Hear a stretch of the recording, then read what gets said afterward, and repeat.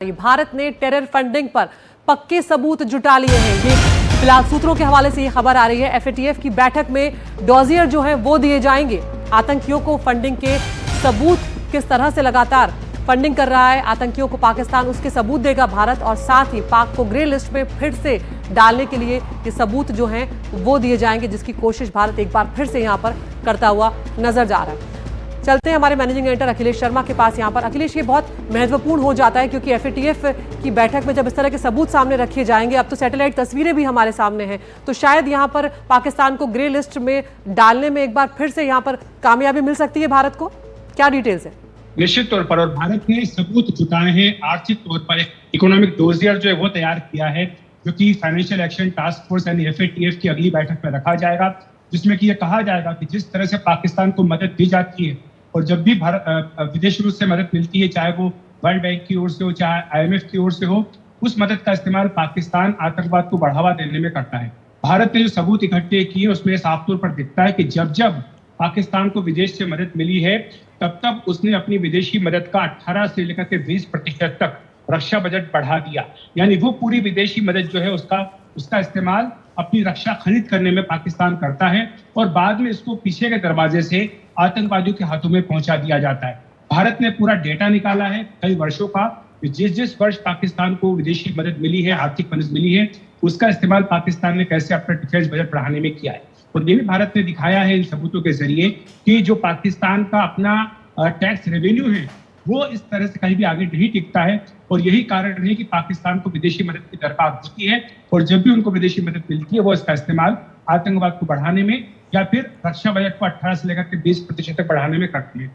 भारत ने ये भी सबूत दिया है कि कई ऐसे देश जो कि कॉन्फ्लिक्ट जोन में, जहां पर कि लगातार कॉन्फ्लिक्ट चल रहा है, वो भी अपने जीडीपी का 12 से 13% ही जो है वो रक्षा बजट में खर्च करते हैं, लेकिन पाकिस्तान 18% से लेकर के 20% तक खर्च कर रहा है। और ये दिखा रहा है कि किस तरह से पाकिस्तान विदेशी मदद का दुरुपयोग कर रहा है। और इसीलिए अब अगली बैठक जब भी एफएटीएफ की होगी तो उसमें कहा जाएगा भारत की ओर से कि इसको वापस ग्रे लिस्ट में रखा जाए ताकि इसके ऊपर आर्थिक पाबंदियां लगाई जा सके। जी, हमारे साथ रक्षा विशेषज्ञ संजय कुलकर्णी साहब भी बने हुए हैं। अखिलेश, आप बने रहिए हमारे साथ।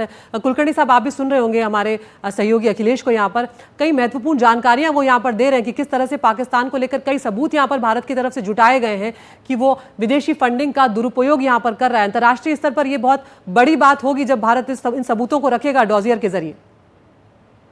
देखिएगा आदित्य जी, इसमें कोई शक नहीं कि पाकिस्तान आइसोलेट जरूर होएगा। पाकिस्तान के बारे में विश्व को मालूम है। एक विडंबना है, वही आईएमएफ जो अमेरिका के नीचे है 24 में बेल आउट दे रहा है। क्या उनको मालूम नहीं है पाकिस्तान में कहा ओसामा बिन लादेन मारा और किससे मारा? अमेरिका ने ही मारा ना। और कितनी दूर पे मारा? 1 किलोमीटर की दूरी पर उनके पाकिस्तान मिलिट्री एकेडमी से। तो पाकिस्तान एक ऐसा देश है जो एक न्यूसेंस वैल्यू है और उस न्यूसेंस वैल्यू और रोग नेशन होने के बावजूद भी अमेरिका उसकी मदद कर रहा है। आप देखिए चीन उसकी मदद कर रहा है। तो ये जो है, हम लोग जरूर कोशिश करते हैं फाइनेंशियल एक्शन टास्क फोर्स पे उसको ग्रे लिस्ट में डालने की, लेकिन जो टेरर फंडिंग है वो लगातार करता रहता है। कहीं ना कहीं दूसरे अजीब और गरीब तरीके से कहीं ना कहीं से आप कितना भी पाकिस्तान के ऊपर दबाव डालने की कोशिश करें, जो पश्चिमी देश हैं उनको वन पॉइंट कॉन्टैक्ट चाहिए।